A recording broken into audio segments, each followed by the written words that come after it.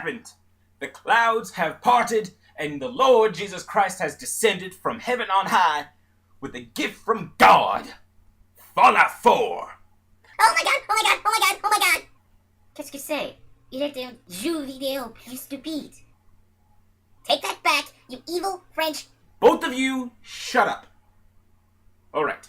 Now, in honor of the newly dubbed God of Video Gaming, by me, I'm looking at the main staples of the franchise. Not the raiders, not the interesting creatures, not the awesome weapons, but the vaults. And here's my list of the top 7 vaults in the Fallout franchise. Now, as a rundown, vaults were large Fallout shelters that were used to both preserve the population of the United States and use them in 6 social experiments by Vault-Tec. Now, I'm looking at the strangest and the most significant vaults from the Fallout franchise. So without further ado, let's begin. Number 7.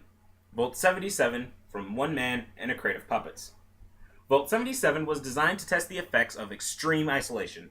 Thus, Vault-Tec locked a man in a vault by himself in a crate full of puppets, whom he later gave personalities out of sheer loneliness. Upon escaping the vault, the newly dubbed Puppet Man killed multiple Wastelanders in a fit of insanity and became a living legend with the bloody Vault Boy puppet on his hand. Number 6. Vault 108 from Fallout 3.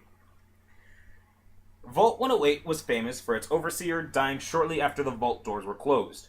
With the vault in disarray, the scientists cloned him. Repeatedly. The clones began acting increasingly violent towards non-clones, and after years of scientific abuse, the vault became filled with genetic copies who can only say one thing. Gary! Number 5. Vault 68 and 69 from the Fallout Bible. These two vaults are essentially the same thing, so they take up the same spot. Vault 68 was filled with 999 men and only 1 woman, and Vault 69 was filled with 999 women with only 1 man. Now, obviously, anyone who knows me would say that I would just jump at the opportunity to live in Vault 69. But you gotta feel sorry for that guy. And the woman in Vault 68. Humans were not meant to bump uglies that often. Number 4. Vault 112 from Fallout 3. Vault 112 was designed to keep residents in stasis and in a generally happy and tranquil state. However, the overseer, Dr. Stanislaus Braun, was a sadist, and he used this technology to torment the residents endlessly as he saw fit. He would slowly torture and torment them, only to erase their memories and do it all over again. It ain't easy living in the Matrix. Erwin? What? I said I was sorry. Vous ne le faites jamais encore. Number 3. Vault 11 from Fallout New Vegas. Vault 11 was designed with a strange personality quirk. Every year, 1 person had to be sacrificed to this vault's computer, or else the entire population would die.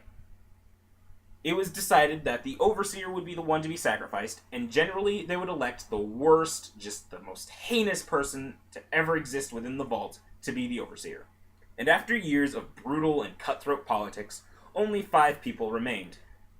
When they decided not to kill each other, they learned that the vault's computer wanted them to stay alive, and if they refused to kill anyone, then the vault would be unlocked. Becoming immediately depressed after killing their friends and family and neighbors, 4 of the 5 decide to commit suicide, while the 5th just left for the wastelands.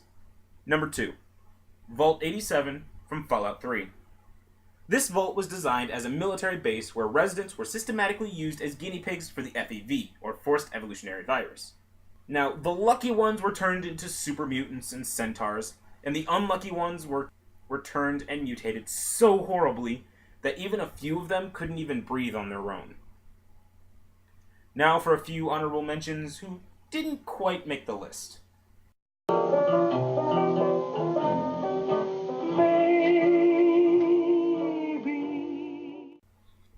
Number 1. Vault 101 from Fallout 3. In Vault 101, the Overseer is given omnipotent power. Nothing happens without his say-so, and his word is law. It is also home to the Lone Wanderer and sets the basis for Fallout 3. So, yeah, without it, we really wouldn't have any new Fallouts. Now, the vaults of Fallout are interesting in their tests of the human spirit and endurance. If you can live in any vault, Which would it be? I would live in Vault 13. Nothing went wrong in Vault 13. Vault 77, parce que je déteste le peuple. You know what? Forget it. I'd live in Vault 69. You're aware that could be really detrimental to your health. Well, then I would die happy! Maybe you'll sit and decide, wishing that I